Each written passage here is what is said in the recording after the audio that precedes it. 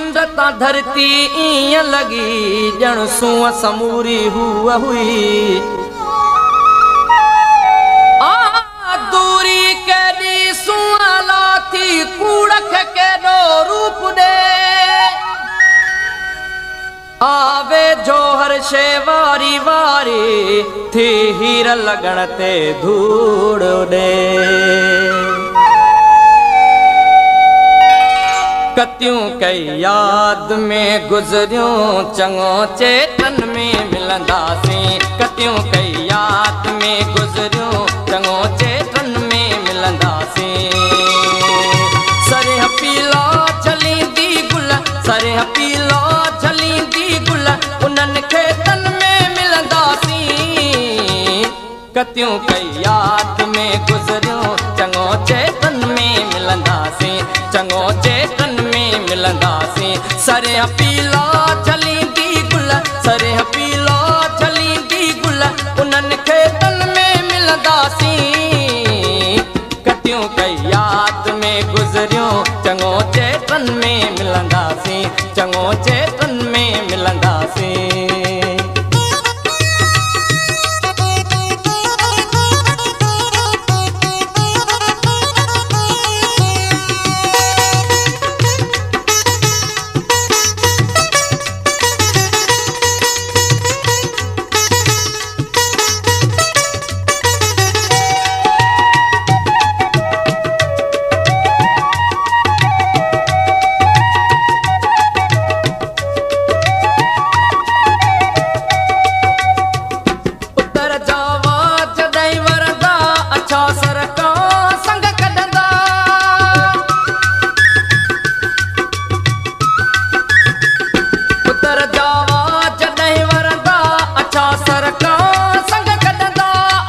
सरकां संग कढंदा इंदियूं पूंजूं ते कुण के उन्हनि के दिन में मिलंदासीं। गुलशन सोनरो इंदियूं पूंजूं ते कुण के उन्हनि के दिन में मिलंदासीं। सरिह पीला झलींदी गुल सरिह पीला झलींदी गुल उन्हनि खेतन में मिलंदासीं।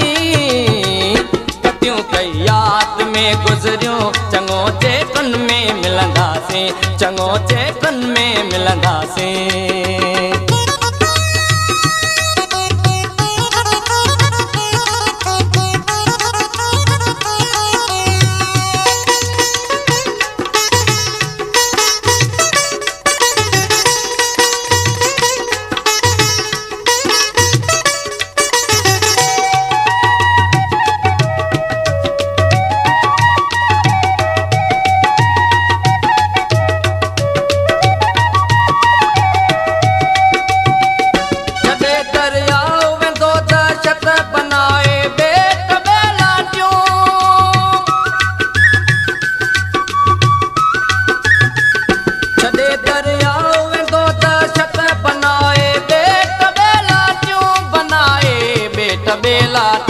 चढ़ी कहनाव नंढड़ीअ ते उन्हनि बेटन ते मिलंदासीं।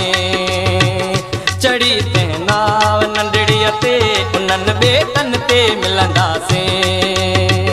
सरिह पीला झलींदी गुल सरिह पीला झलींदी गुल उन्हनि खेतन में मिलंदासीं। कतियूं कई याद में गुज़रियूं चङो चेतन में मिलंदासीं। चङो चेतन में मिलंदासीं।